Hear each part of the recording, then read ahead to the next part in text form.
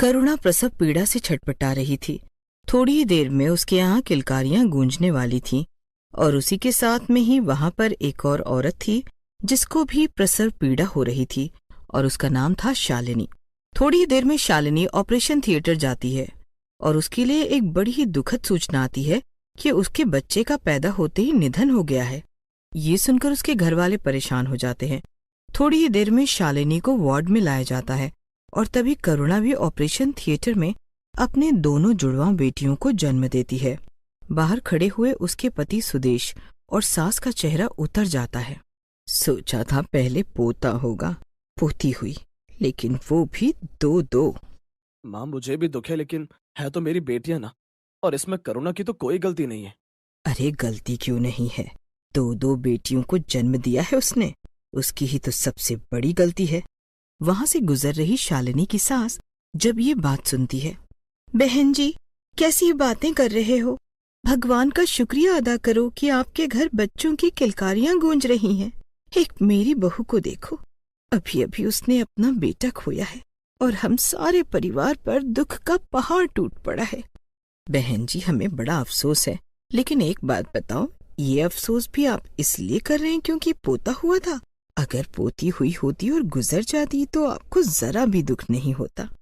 ये तो आप गलत कह रही हैं। अगर मेरे यहाँ पोती भी हुई होती तो भी हम सब बहुत खुश होते।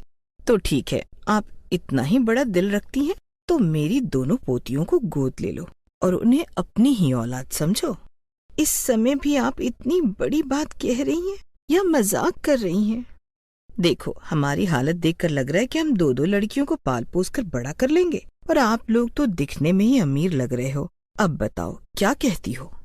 वो सब तो ठीक है, लेकिन आप अपनी बहू से क्या कहेंगी? आप उसकी चिंता बिल्कुल मत कहो, कह देंगे हम कुछ भी। माँ तुम क्या कह रही हो, वो मेरी भी बेटियां हैं।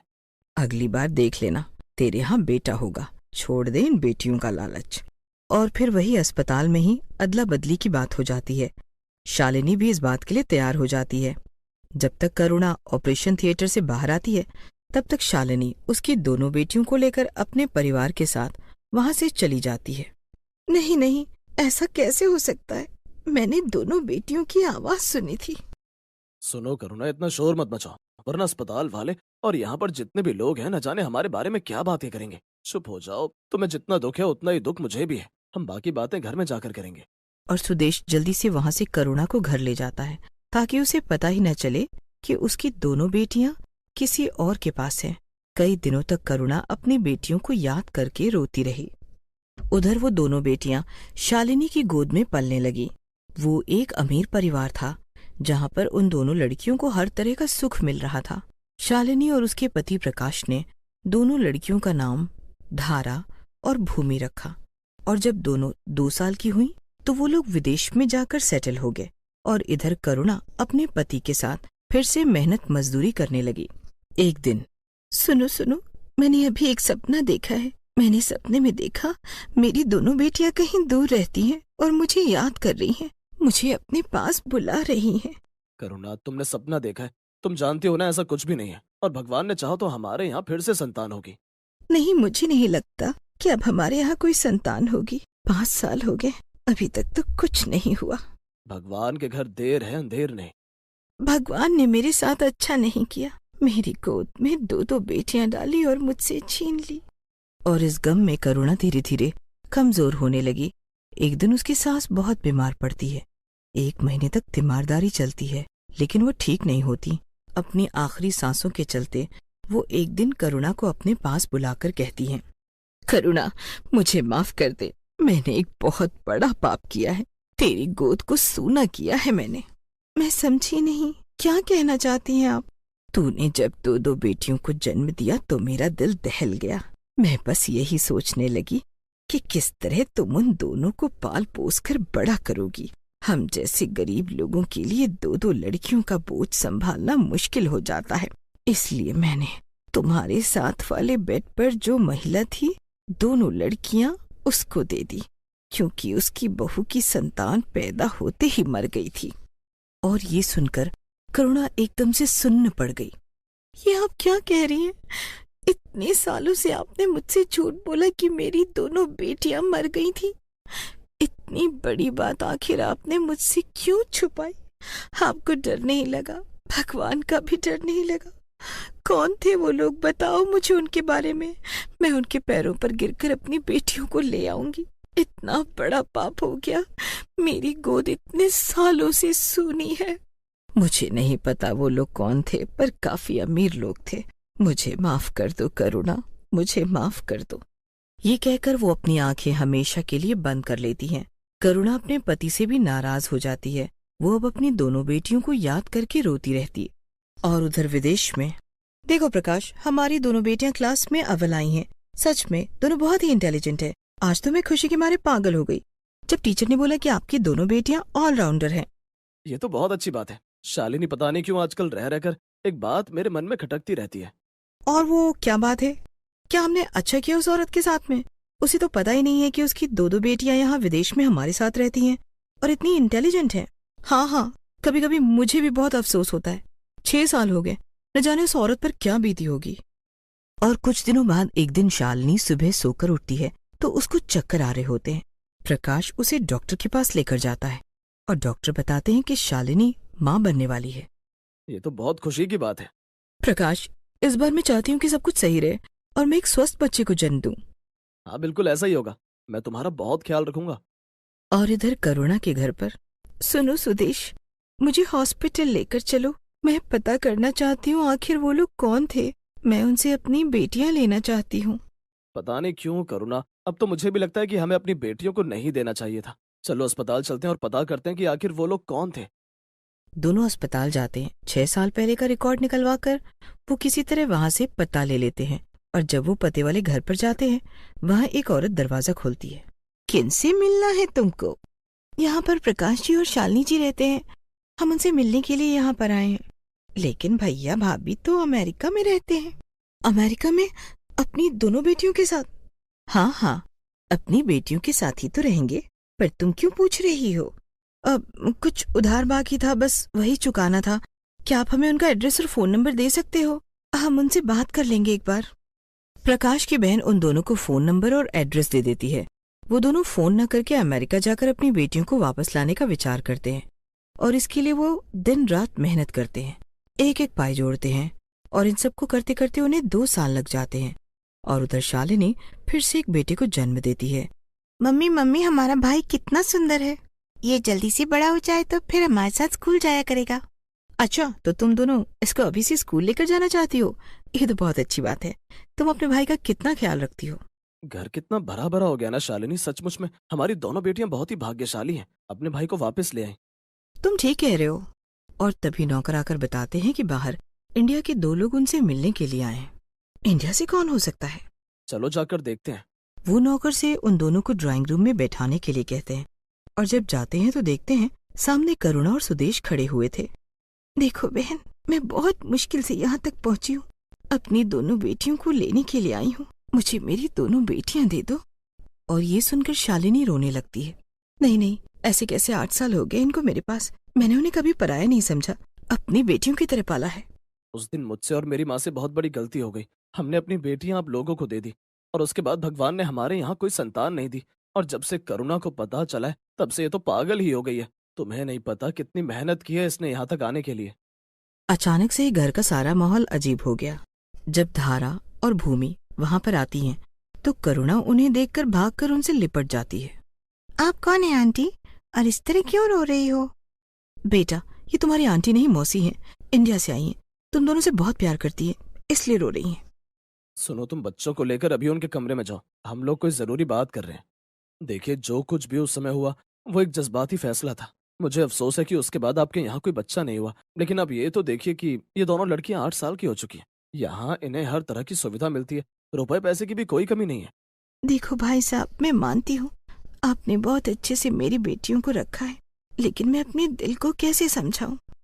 इतना ही मुश्किल उन दोनों के लिए भी है। आप दोनों को अपने मम्मी पापा मानना। मेरे पास इस बात का एक ही सल्यूशन है कि आप दोनों यहीं पर ही रहें। अपनी आंखों के आगे अपने बच्चों को बड़ा होते हुए देखें।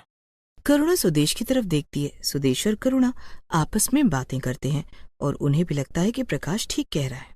लेकिन हम लोग यहाँ कैसे रह सकते हैं? हमारे पास इतने पैसे भी नहीं है कि हम यहाँ कहीं रह सके। उसकी चिंता आप लोग मत कीजिए, वो सब कुछ मैं अपने आप देख लूंगा। आप यहीं इसी घर में रहिए, आपको किसी चीज की कमी नहीं होगी। आप चाहें तो काम भी कर सकते हैं, लेकिन समझने की कोशिश कीजिए। वो दोनों लड़कियां बाप को माता पिता नहीं मानेंगी, लेकिन अगर आप दोनों यहाँ रहेंगे तो हमेशा अपने बच्चों को देख सकेंगे। और करुणा इस बात के लिए तैयार हो जाती है।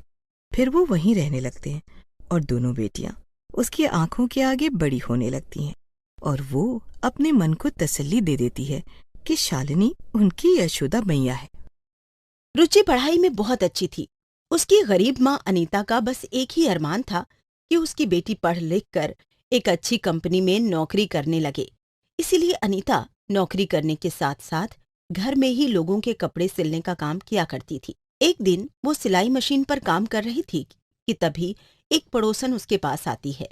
सुनो अनीता, तुम्हें याद है ना, परसों जब मैंने चिंटू के बर्थडे की पार्टी दी थी और वहां पर एक बड़ी ही सभ्य औरत अपने बेटे के साथ खड़ी हुई थी? अरे वही, जिसे मैंने बताया था कि मेरे पति के मालिक का परिवार है। हाँ हाँ, याद आया। मुझे वो सचमुच में बहुत अच्छी औरत लगी। पता ही नहीं चल रहा था कि इतने अमीर घर से आई है। कितने आराम से सबसे बातें कर रही थी। क्या हुआ क्या? अरे, इतनी अच्छी खुशखबरी लेकर आई हूँ कि तुम सुनोगी ना तो मेरा मुंह मीठा करा दोगी। अच्छा, ऐसी कौन सी बात है? अरे, उनका बेटा भी आया था ना साथ में, तूने देखा तो था। उसका नाम शुभम है। उसने हमारी रुचि को पसंद कर लिया है और अपनी माँ से कह रहा है कि तुम्हारे घर जाकर रुचि के लिए बात करे। सिलाई मशीन पर काम करते करते अचानक अनीता का हाथ रुक गया और वो हैरानी से अपने पड़ोसन की ओर देखने लगी।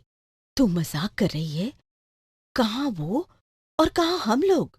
मजाक नहीं कर रही हूँ। कल रात जब ये ऑफिस से आए तो इन्होंने मुझे आते ही यही बात बताई। पूरे परिवार को हमारी रुचि बहुत पसंद आई है।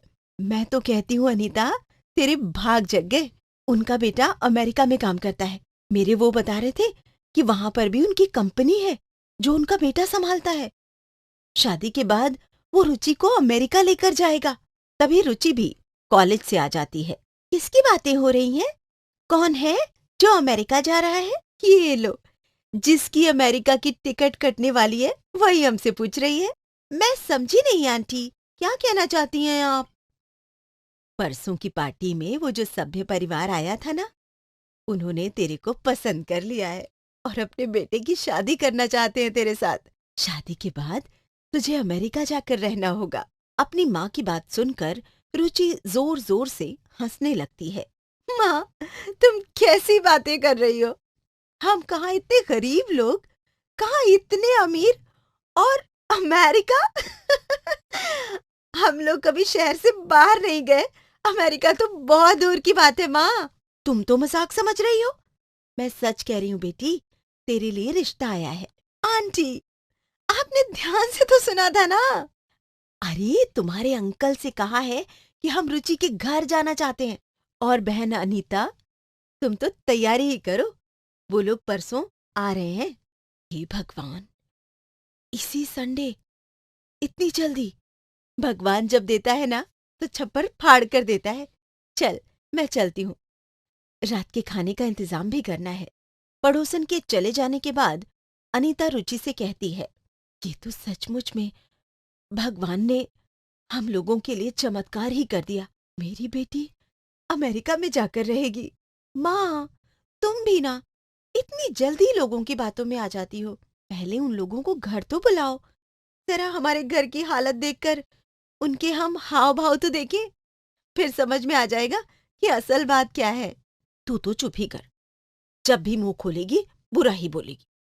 मेरी बात सुन, कल मैं छुट्टी कर लेती हूँ और तू भी छुट्टी कर ले।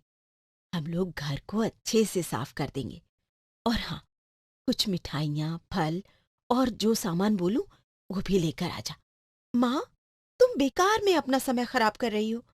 मेहनत भी करोगी और पैसे भी खर्च करोगी, और आखिर में नतीजा ये होगा कि वो लोग कहेंगे, अरे, हमें तो पता ही नहीं था कि आप लोग इतने गरीब हो। और अनीता रुचि को घूर कर देखती है। अगले दिन माँ बेटी मिलकर सारे घर को ठीक करती हैं और संडे को शुभम का परिवार उनके घर आता है। देखो बहन जी, यहाँ आना तो एक फॉर्मेलिटी थी।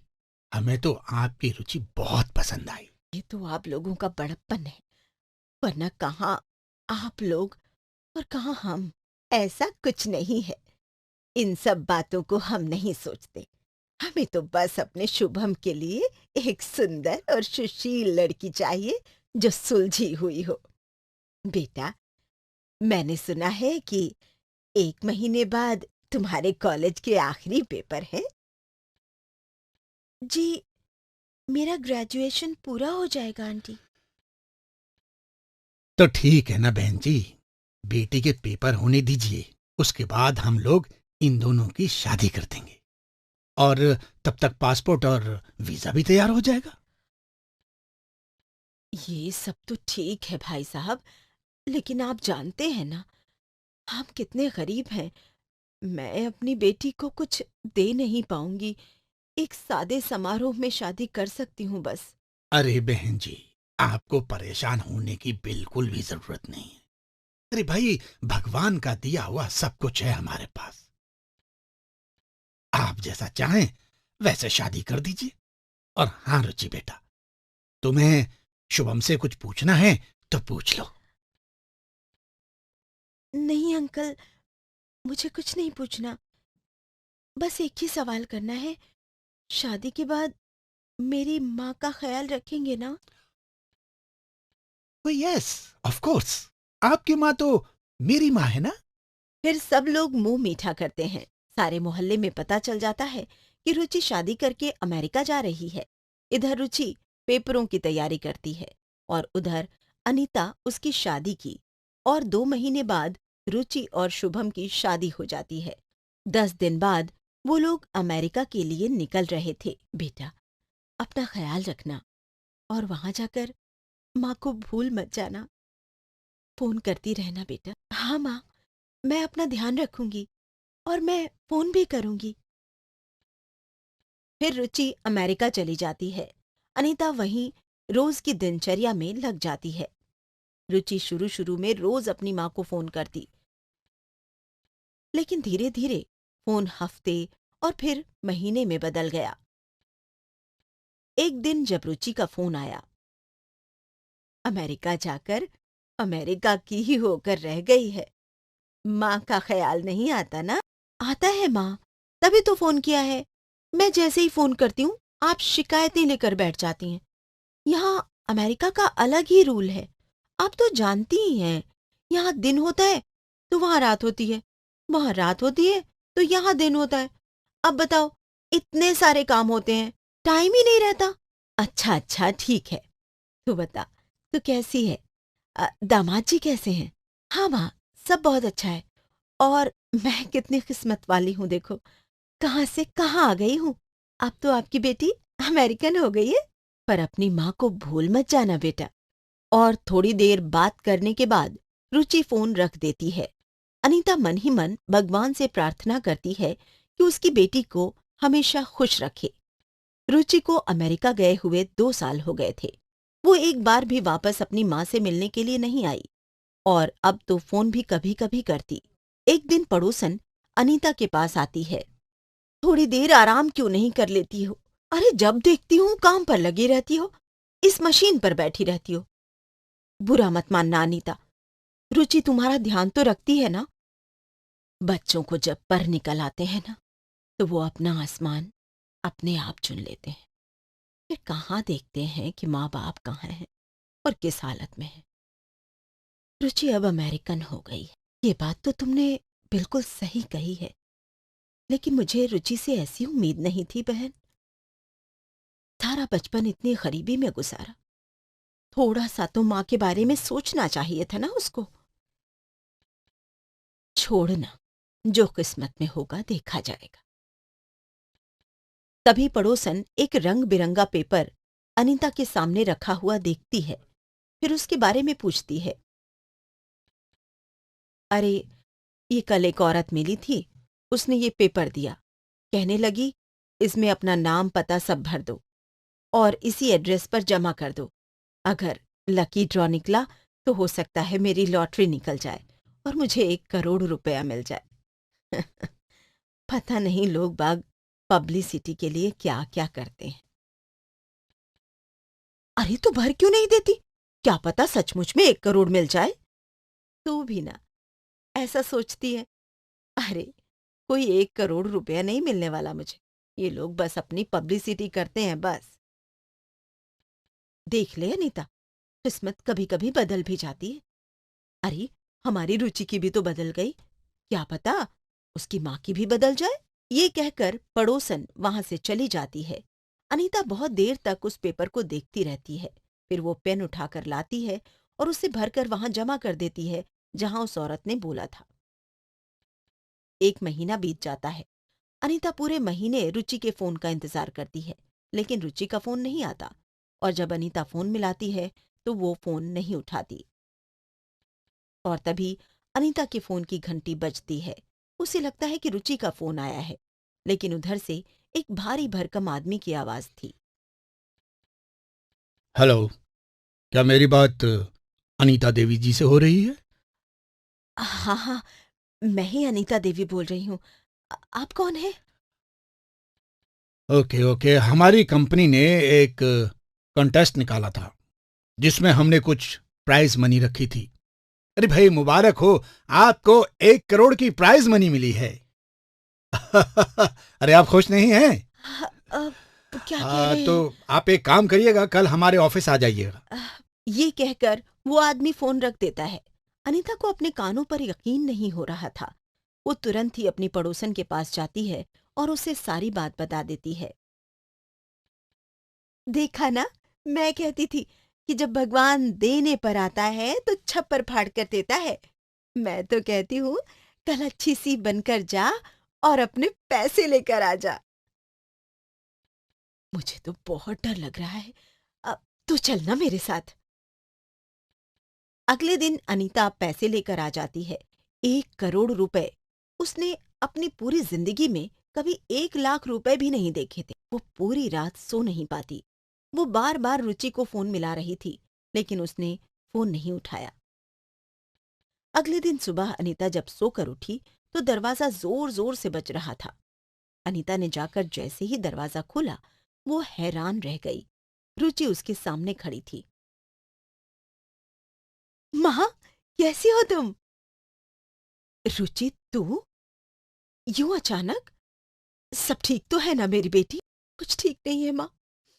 शादी करके वो लोग मुझे अमेरिका तो ले गए, लेकिन उन्हें फुल टाइम घर की देखभाल के लिए एक नौकरानी की जरूरत थी जिस पर भरोसा कर सके। शुभम ने एक अमेरिकन से शादी कर ली। मैंने धीरे धीरे करके थोड़े थोड़े पैसे जमा किए ताकि मैं वापस आ सकूं। ये सब तो क्या कह रही है बेटी? तो तूने ये बात मुझे पहले फोन पर क्यों नहीं बताई? तू परेशान हो जाती माँ, इसलिए नहीं बताया। ये सब छोड़, तू बता, तू कैसी है? मुझे तेरी बहुत याद आती थी। फिर अनीता रुचि के लिए खाना बनाती है और सारी बात जानने के बाद उसे बड़ा दुख होता है।